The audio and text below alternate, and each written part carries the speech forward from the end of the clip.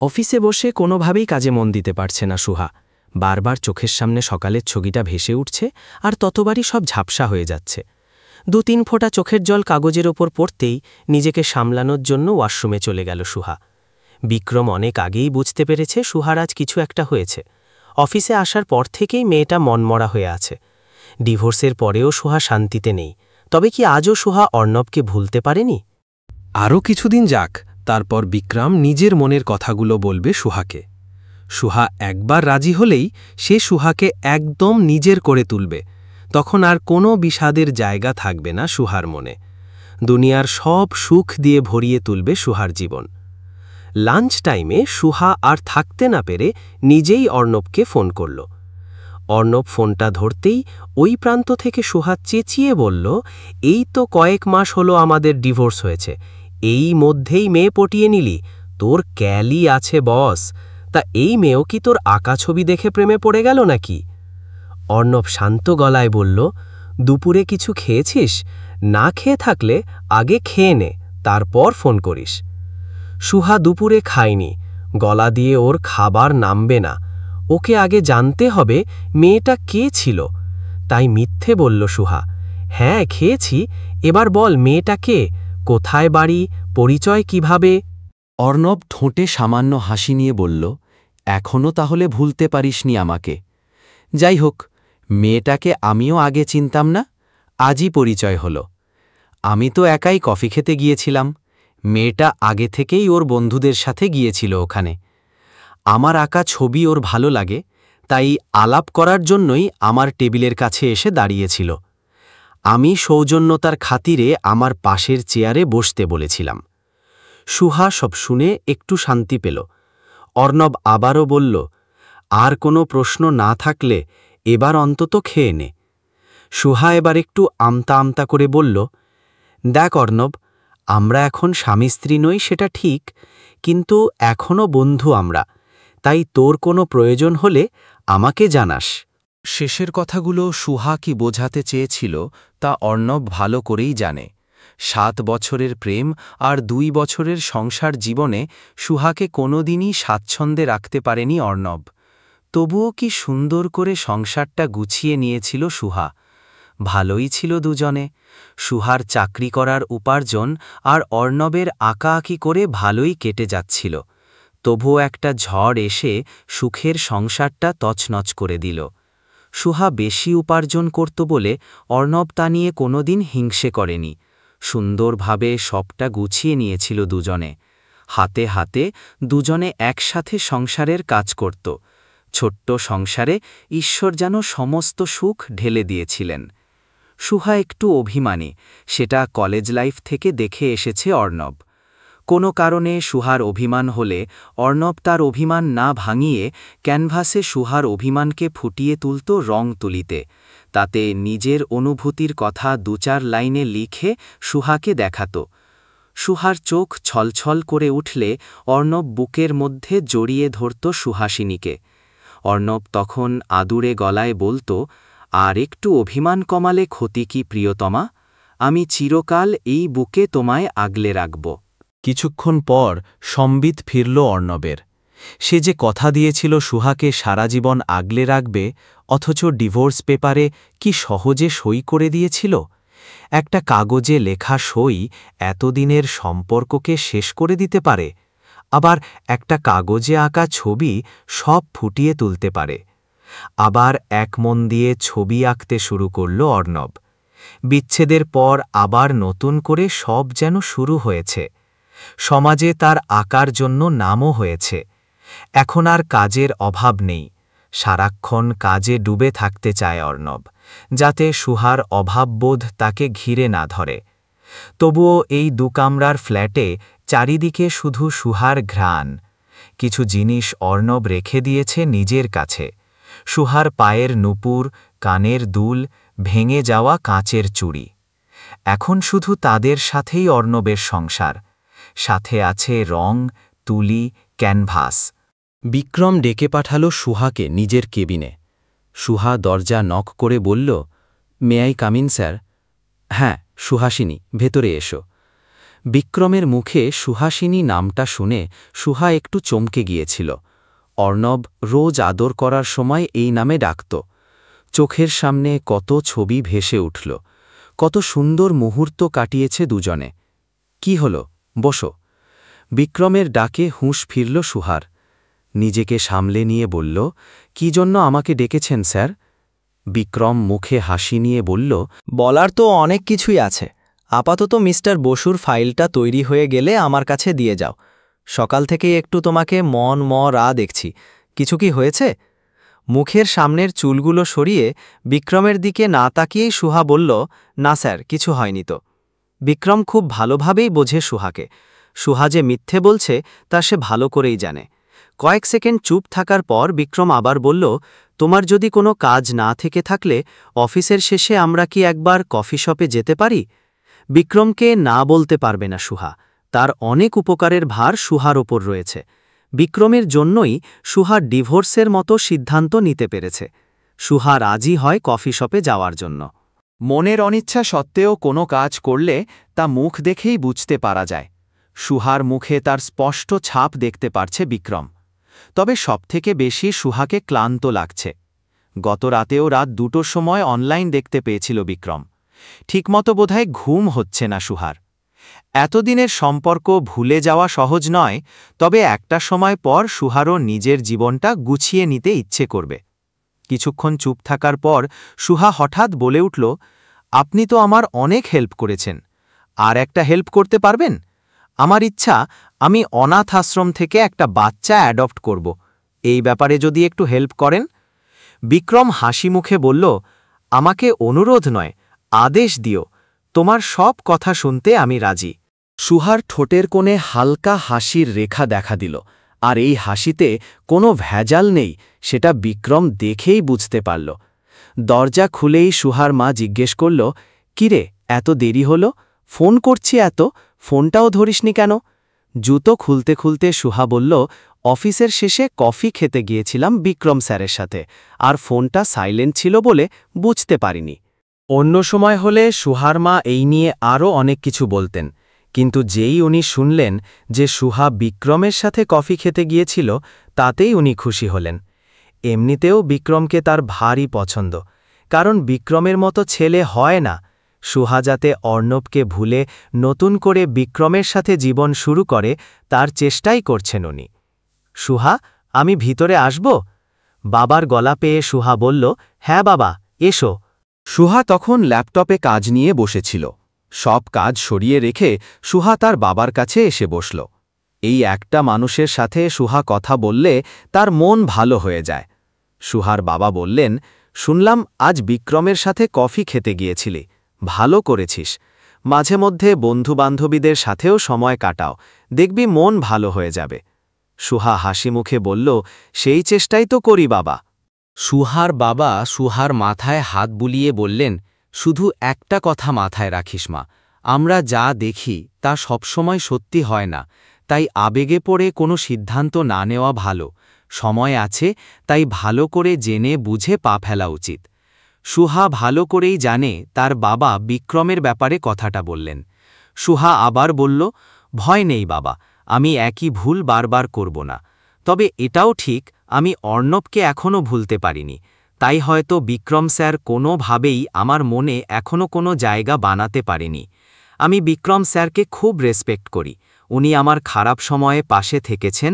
আমি এটাও জানি উনি আমাকে ভালোবাসেন, তবে আমার মনে কোনো অনুভূতি তার জন্য নেই। মা, আমাকে একটু কোলে নেবে? নাও না কোলে। ঘুমটা ভেঙে যায় সুহার। প্রায় মাঝে মধ্যে এই রকম স্বপ্ন দেখে। অর্ণবের সাথে থাকাকালীনও দেখত। তার মা হওয়ার ইচ্ছে খুব ছিল।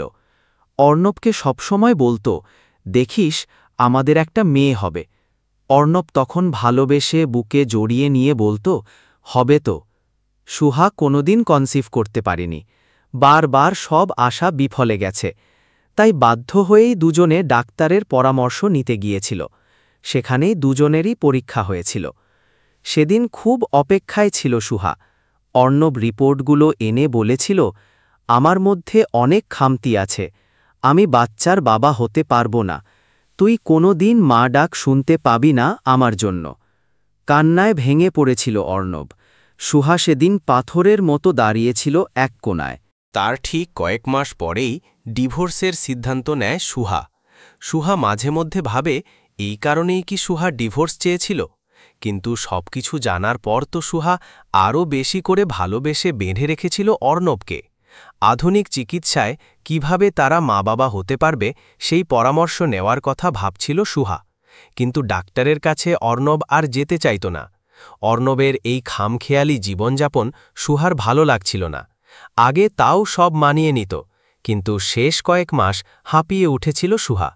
সংসারের প্রতি উদাসীন হতে থাকে আস্তে আস্তে অর্ণব।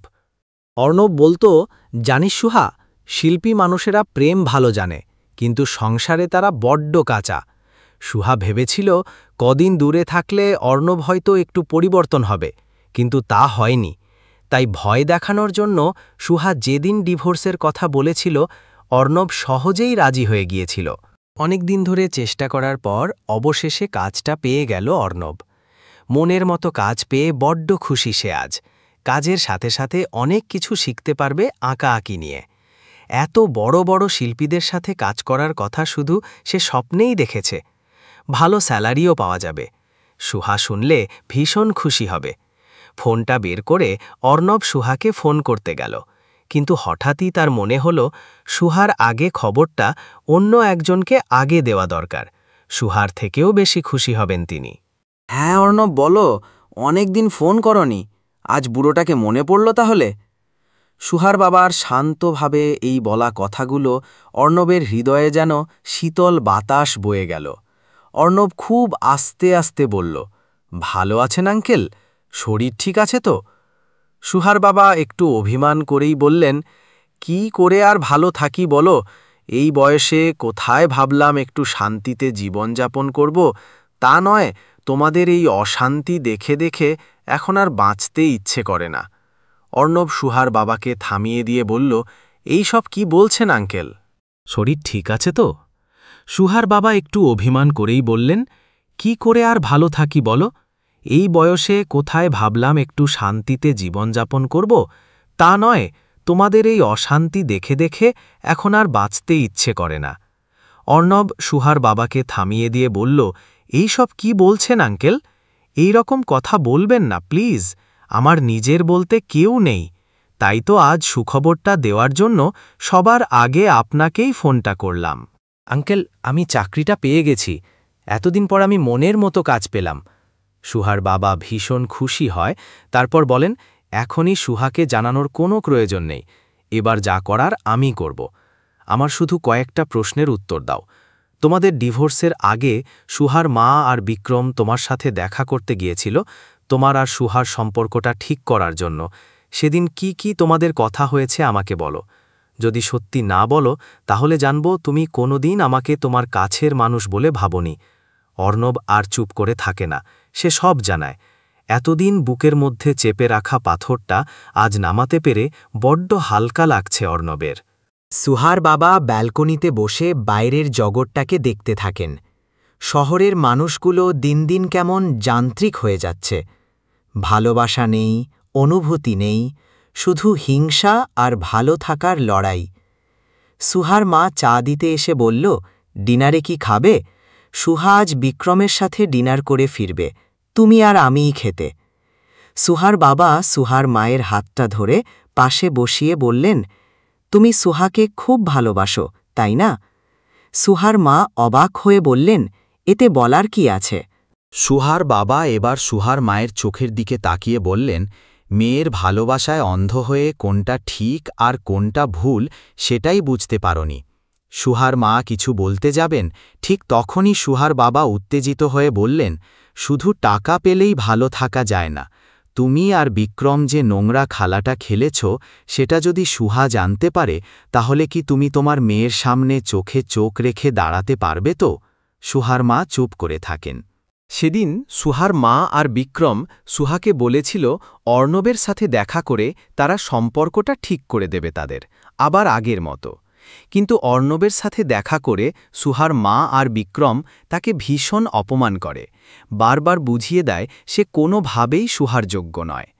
তারপর সুহার কাছে এসে তারা দুজনে মিলে বলে অর্ণব কোনোভাবেই নিজেকে বদলাতে চায় না। ভেঙে যায় অর্ণব আর সুহার সংসার। আজ ভীষণ সুন্দর দেখতে লাগছে সুহাকে। বিক্রম মনে মনে ভাবে আজ তাকে মনের কথা জানাতেই হবে। একটা ফোন আসতে একটু বাইরের দিকে গেল বিক্রম।